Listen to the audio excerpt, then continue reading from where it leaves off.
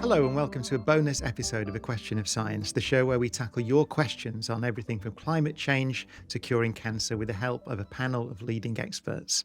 Now, the original debates were recorded in front of an audience at the Francis Crick Institute in London, but this show is a chance to hear some of your feedback and answer some extra questions that we didn't have time for. And today we're returning to the question of whether we can live forever. Or to be more specific, how can science and technological advances help us stay healthy for longer? Joining me, Professor Linda Partridge from the Institute of Healthy Aging at University College London, and Andrew Steele, author of Ageless, the new science of getting older without getting old. Thank you both for coming back. We learned a lot in the original debate about why we age and what we can do to stave off diseases that might kill us.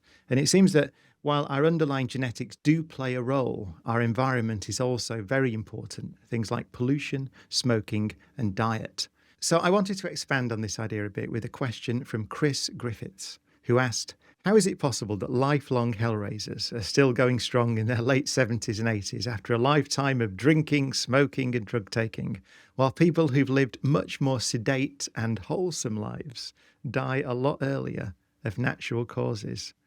So, Linda, maybe there's an element of luck to this? I think there is. It's a very interesting question.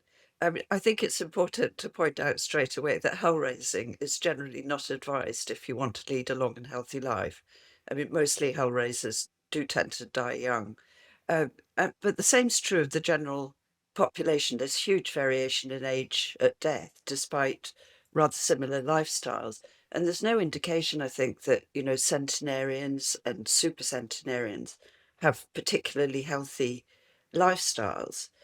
Genetics probably plays a role. I think we don't know how big a one, but, maybe 20%, something like that. And it's also become really clear that events very early in life, so even in utero and shortly after birth, that's a very sensitive time in life where minor environmental insults, the nutrition of the mother, um, accidental traumas of a quite minor kind may have very long-term effects.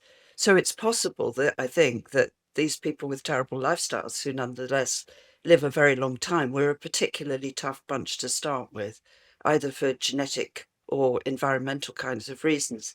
There's one quote I love from a baseball player called Mickey Mantle. He made it to 100 and said, if I knew I was going to live this long, I'd have taken better care of myself. Yeah. So, it's quite a mystery, and I think there is an element of luck involved. I was wondering, Andrew, whether Chris is trying to get permission to live a slightly less sedate and wholesome life. Yeah, and I'm afraid I'm going to back up Linda on this one. Hellraising is not recommended. I looked up some statistics on this, and there has actually been a study on musicians to see how much longer or shorter they live than the general population. And the most interesting result, I thought, was that they compared famous musicians, so musicians that had achieved that sort of rock and roll fame, versus less famous people doing the same job. And what they found was the famous ones lived 3 or 4 years less long. Now, it's very interesting to speculate as to why that might be. Maybe unlocking that fame means you suddenly get fame, fortune, wealth. You can start living that rock and roll lifestyle, drinking, smoking, taking drugs, whatever that might be. Or it might be that there are pressures that come along with the fame, all that public scrutiny that cause stress, which we also know is something that can accelerate aging. So it's actually, although there are these sort of isolated examples, I think they're probably a case of, what's called survivorship bias. So that means we look at the ones that survive and we don't see the sort of loads of musicians who are already in their graves by their 60s, 70s, 80s. Yeah. And this is a phenomenon that's actually talked about beyond just longevity. We talk about it in the stock market, we talk about it in all kinds of different parts of life, but obviously it's very literally the case in looking at lifespan, that some people, and I think there is just a huge element of luck. I think this is often neglected. Even identical twins die on average about 7 years apart, which means they've got identical genetics, they had identical conditions in utero, they probably grew up in quite a similar environment, but in spite of all of those similarities, they still don't die on the same day, which I guess is a relief to any identical twins listening. But it shows us, that there is just this huge degree of randomness involved here. So I suppose the message is that you increase your personal chance of living longer by looking after yourself. Would that be a reasonable summary, Linda? Yes, but it's no guarantee. Yeah. Of course. That's exactly why Linda and I are so excited about trying to develop these medicines that can, improve the aging process and give people a bigger chance of living healthier for longer. Yeah. Because the fact is, there is such a massive luck component involved here. Wouldn't it be nice if we could sort of level the playing field by allowing everyone to have some of that sort of luck in pill form? Well, specifically in terms of diet and alcohol, Tomoko Uemura had a question about something else we're often told it is good for us, which is mindfulness and meditation. And Tomoko wants to know if there's any evidence that this kind of practice can help us live longer, or at least stay healthy for longer. Andrew? I think this is a really tough one. I mean, what you'd really want to do to find out the answer to this question is get a bunch of people, let's say in their 60s, randomize half of them to do mindfulness meditation, the other half not, and then watch them for potentially decades to try and tease out whether the people who are meditating got sick later or lived a little bit longer. Of course, unfortunately, we don't have that perfect randomized data. And what that means is we're left looking at observational data. We have to look at people, out there in the population who are meditating and compare them to those who aren't.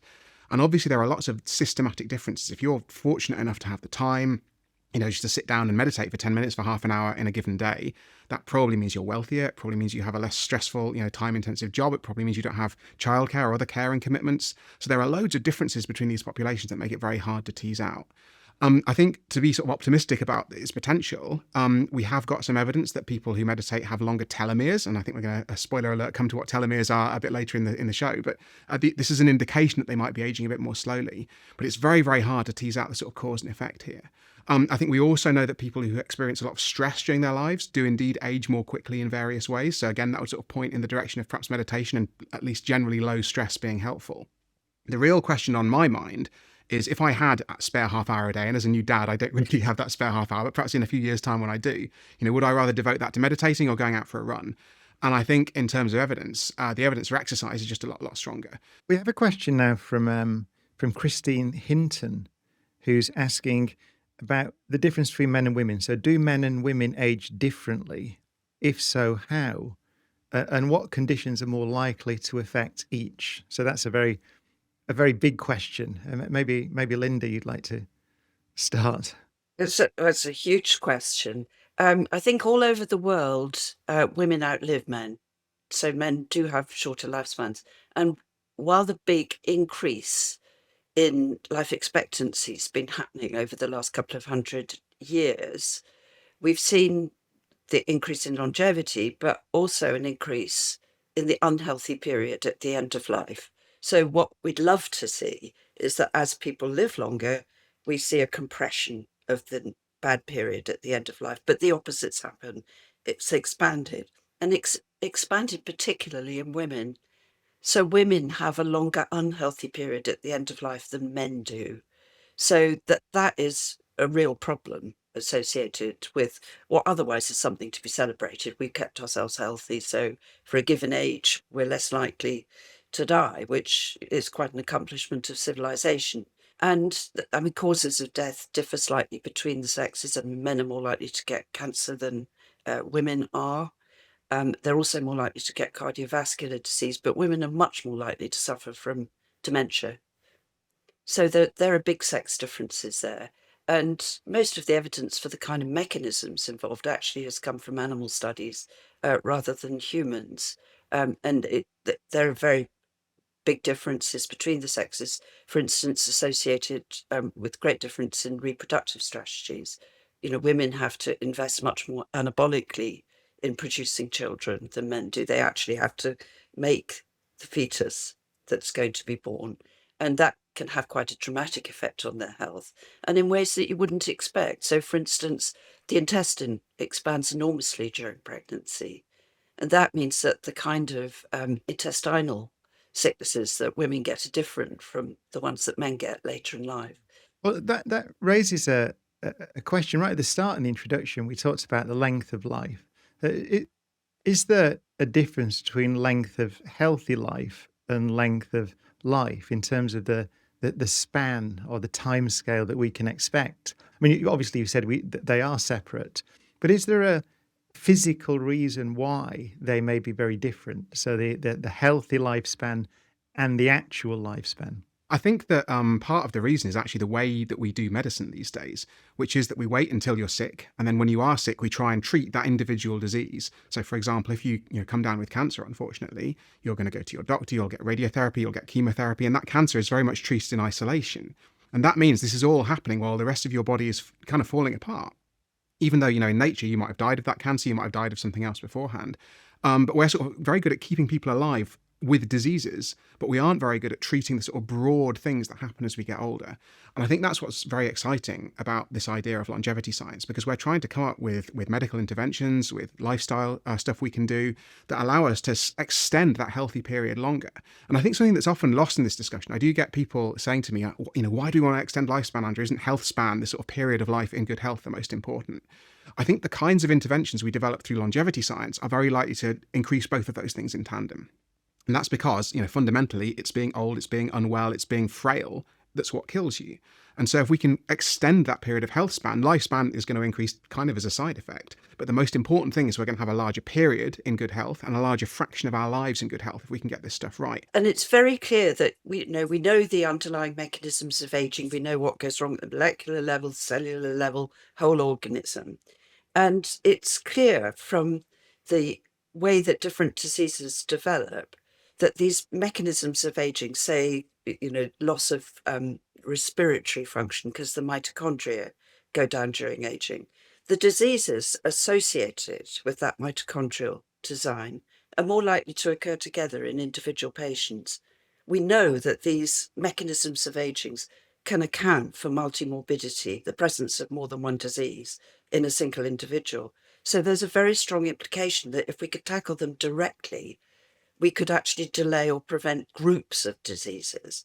That's really important because we're starting to tackle the whole aging process rather than waiting for one disease to occur. And I think the other very important point is that it's going to be a particularly powerful approach for neurodegenerative diseases, because dementia particularly is proving extremely intractable, and it's becoming clear that we need to tackle it much earlier in the disease process if we're going to succeed. That links beautifully onto a question from Regis Julia about the aging brain. And Regis asks, can mRNA vaccine technology help prevent the brain aging badly? And if yes, how might that work? There's some absolutely fabulous work going on that at the moment. It's really cutting edge stuff. So the clinical trials that have been done is for a brain cancer called glioblastoma. So you can get the mRNA vaccines into the brain using lipid nanoparticles. So it's possible to get the vaccines in there and for them to then enter immune cells in the brain or other classes of cells. You take that orally, do you? No, they have to be You injected. inject it? Although I think eventually it will be possible to do things that cross the blood-brain barrier. In fact, I think some of this is not my area of expertise, but I think some of the nanoparticle approaches can actually be done orally. And what Very they interesting found one is actually is that you can spray them up your nose, because ah, the way that your sensory neurons work in your nose, the way that you smell, is they're basically a direct connection to the brain. And so there are experiments being done trying to give people vaccines or gene therapies or all kinds of therapies by spraying them up into the nasal cavity. brilliant. And then it can sort of work its way up into the brain. So again, not my area of expertise, but I'm watching that sort of stuff excitedly. But the fantastic thing about these glioblastoma trials is that they're shrinking the tumours and increasing the lifespan of the patients. It's really working, which is absolutely fantastic. And there's further back work going on, preclinical rather than clinical trial, trying to tackle amyloid beta, which is the critical thing that accumulates clump proteins in the brain during the early stages of dementia.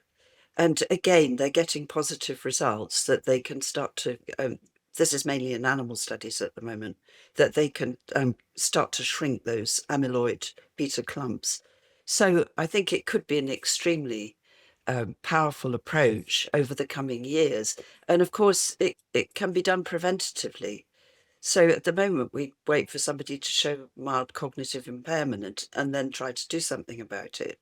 But the lovely thing about a vaccine is that it could almost be a public health measure, that it prevents the amyloid beta accumulating in the first place. I mean, that's gazing into the future and guessing, but it would be fantastic if they could be developed in that way. I've just got a couple of things to add. Firstly, I think these mRNA vaccines could help at least slow cognitive decline, maybe prevent dementia, directly by their work as vaccines, because there's this increasing evidence that various different infectious agents are often found in the brains of people with dementia, or might be able to accelerate that dementia. There's a herpes virus, the thing that causes cold sores, that seems to have some connection with dementia.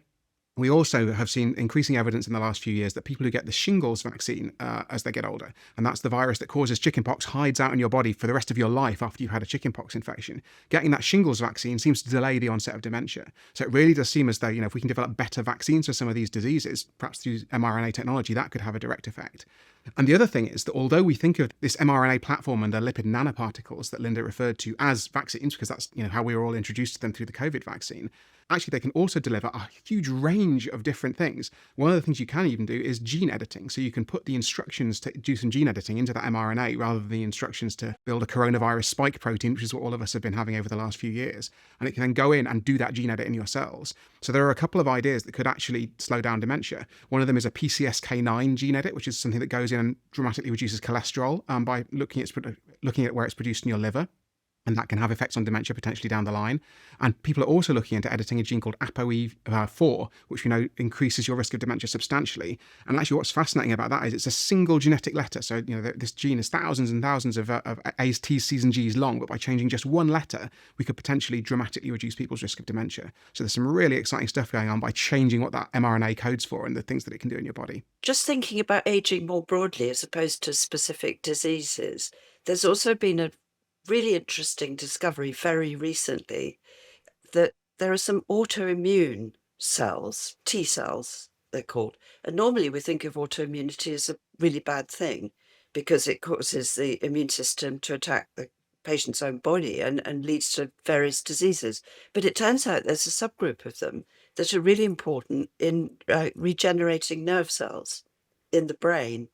And again, if a vaccine could be used to boost those, then we might be able to improve brain health really broadly, as opposed to just tackling a risk factor for a specific disease. So again, it's future gazing, but it would be wonderful if that turned out to work. There's a wonderful question about, I like this as a physicist, it's really about information storage, I suppose. But it's Therell Gonzaga said, as a nurse working in a dementia unit, I see firsthand how memory loss affects people as they age.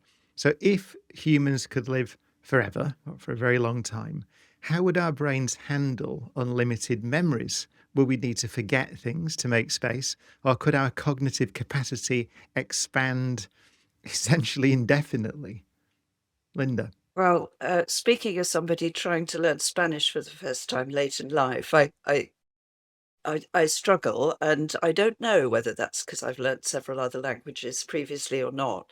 But I think one thing that's clear is that, the brain isn't a hard disk. It's not a thing with a fixed storage capacity that will eventually overflow. It's not how it works, and it's not how memory formation works. So forgetting is a very important process. And things that aren't rehearsed, where the memory isn't recalled quite quickly after it's formed, and that are neglected, are basically lost and pushed out the back. So there's a very effective process for getting rid of pointless memories. And the ones that are retained really well with age are the ones that are used all the time, the things that have been learned and get rehearsed as time goes by. But the way that memory is distributed in the brain, it's rather hard to put into words. It's extremely complicated. It's not that there's a little group of neurons and there's a memory in there. It's distributed across the brain in little modules. And quite often a new memory will pull in existing bits of previous memories to form the new one. It's a big connectivity problem or connectivity process. And that has huge capacity because of the ability to actually use old memories to form new ones. So I think, yes, the brain does get less effective at forming memories with age, but that may be much more just to do with general deterioration in blood supply, neuron function, and so on, rather than because the brain is stuffed with memories already. The way I answer this is just to sort of think about my own life. I think about, how detailed are my memories, even of, quite major events, of getting married, of my first day at school. Like, as I recede further and further into the past, they get hazier.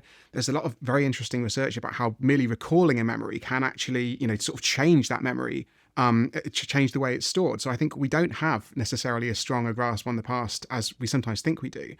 But actually, that's probably a good thing. Like, if I could remember exactly what I had for lunch on, a Tuesday in January in 2023, I think I'd probably be crushed by the weight of all that pointless information. So I think our brains already do a very good job of sort of editing the highlights reel of our life. And I imagine that would continue even if we lived for, hundreds of years. We discussed earlier, Andrew mentioned it actually, I think telomeres. You said we'd get back to it. So these are sequences of DNA located on the end of chromosomes.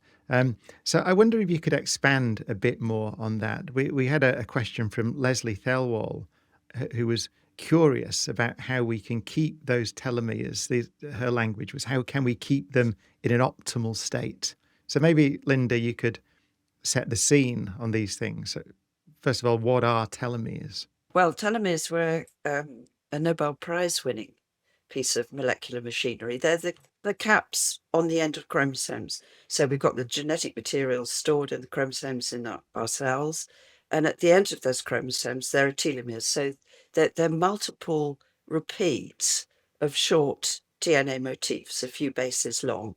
And there's a great string of them on the end of the chromosomes. The length of that string varies a lot between different species. So, for instance, mice have enormously long telomeres and humans rather shorter ones. And every time a cell divides, those telomeres are replicated along with the rest of the chromosome, but they're not completely replicated.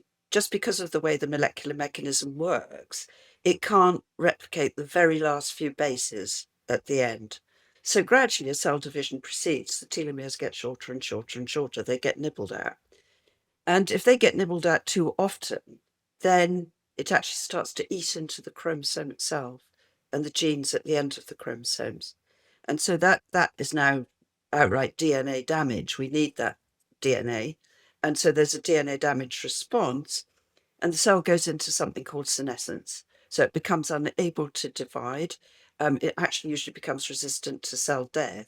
And those cells can be a real nuisance in tissues because they're rather biologically active. They secrete molecules that can damage the cells near them and also act at a distance to increase inflammation in the whole body.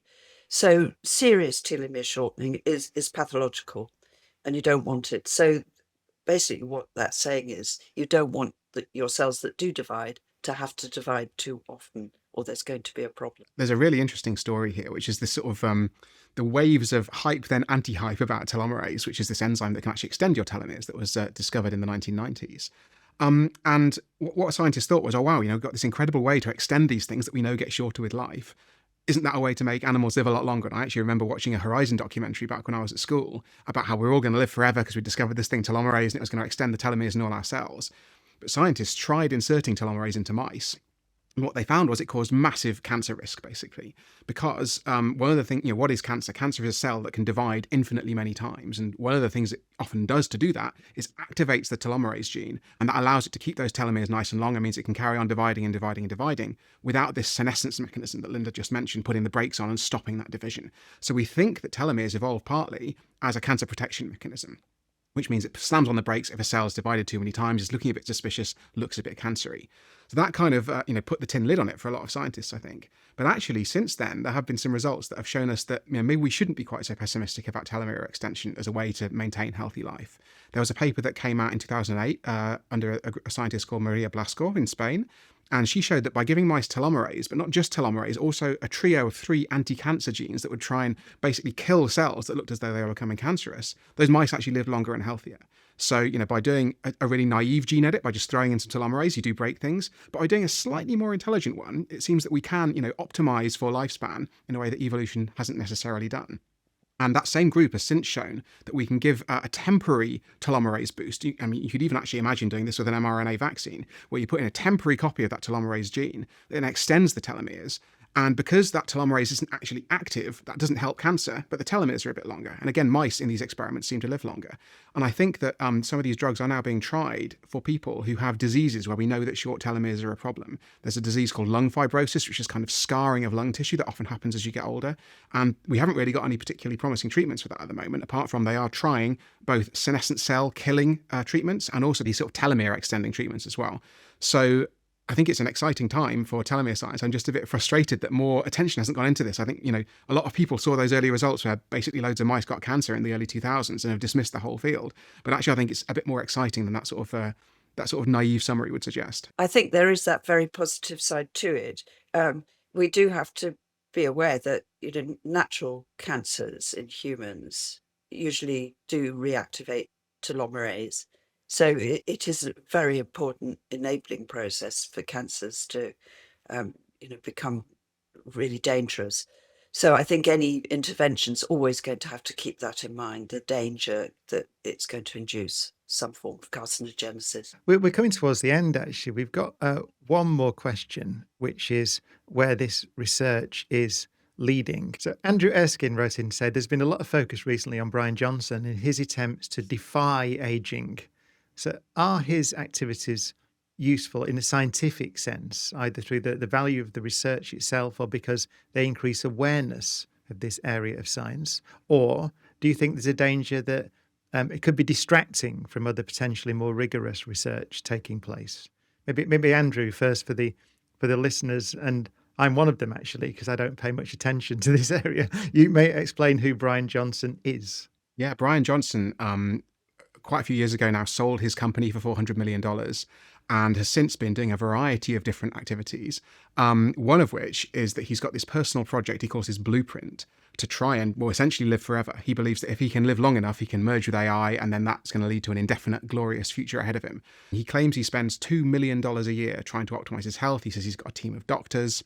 He does every single, test under the sun. He takes hundreds of supplements every single day. He does, very intense diet, exercise interventions. He tries to get absolutely perfect sleep scores all the time. And he's become a real thing on social media. This was first covered a couple of years ago in the press, and he's since exploded on Instagram, on YouTube. He's all over the place, constantly talking about his slogan "Don't die." And advice, I think, isn't it? If you want, if you want to live to an old age, don't die is probably. I mean, it's good advice. That's the perhaps one place that he and I agree. But I've been blocked by him on Twitter back when it was called Twitter. And the reason for that is that I suggested, given he sold his company for $400 million, I don't know exactly how much of that he personally kept. But he's clearly quite a wealthy guy. And he could be using some of that money to invest in longevity research. And I think that, the way to contrast this, and the reason he blocked me actually, is I suggested that he invested in something called the TAME trial. Now, the TAME trial is a trial of a drug called metformin. And the sort of principle of this is you get a few thousand people, you have half of them metformin, you give half of them a placebo. And we want to know if metformin slows down the aging process. So you have to watch them for maybe 3 to 5 years, see if the people taking the drug get fewer diseases, if they get, if they die later, that's a good sign you're slowing down aging too. And this experiment's probably going to cost about $70 to $100 million. But actually, they've already got some of the funding in hand. I think they're waiting for about 20 million and have been for a number of years now. So this would be a hugely important study. And it would tell us, whether metformin slows down the aging process, but it could also provide a template for other drugs. So I suggested, maybe Brian would like to fund that study. And essentially, after a bit more of an exchange, he reached for the block button. And I think that the sort of contrast between those two things really shows you, why what he's doing isn't that scientifically useful. The idea of TAME is that we get thousands of people, we get lots of people taking exactly the same predefined intervention. We watch them for a very long time. What he's doing is there's one of him, and he's taking hundreds of different interventions. So all of these interventions together in one person, it's impossible to tell what, if any of them, are having an effect. I actually worry he might be shortening his own life because of all these different things interacting together in some complicated way that current biology doesn't really understand. Completely agree. I'm always amazed at what people will swallow. You go to the average drugstore, and there's always a huge pile of shelves of unproven supplements where there's been no clinical trial at all. And I would never, ever take something that hadn't been through a clinical trial. I can't understand why anyone would do that. And from what I can see, just looking at the web, Brian Johnson's taking all sorts of things for which there's no evidence at all, and it could be really dangerous. So I certainly think that if that leads to others following the example, it's actually quite harmful. Yeah, I think my favoured trial on myself is the first question, which is just do rock and roll and see what happens. That's my approach. But anyway, it's probably Yeah, if we could get irresponsible. 3,000 people to do rock and roll and 3,000 people not to, then we Yeah, could do a real randomized trial and I see if wanna that be- makes you live longer or shorter. I want to be the rock Go and for roll it. sample. You're not allowed to choose which bit of the randomised trial you're in, though, are you? That's the problem. Yeah, that's the issue. Imagine being forced to be a rock and roll star. Yeah. It's, I'm sure a lot of people would Oh. like it, but there must be another subset who wouldn't enjoy it so much. Thank you. With that, we've run out of time. That I should say that's not the advice of the panel. but yeah, it's just to summarise what you said. The way to acquire reliable knowledge about this area is to do science. A large part of which are randomised trials and so on, and not to just experiment on yourself. I suppose is what you would say. So yeah. Yeah. Well, thank you very much. Thank you to Linda Partridge and Andrew Steele for coming back to answer more questions of science. Goodbye.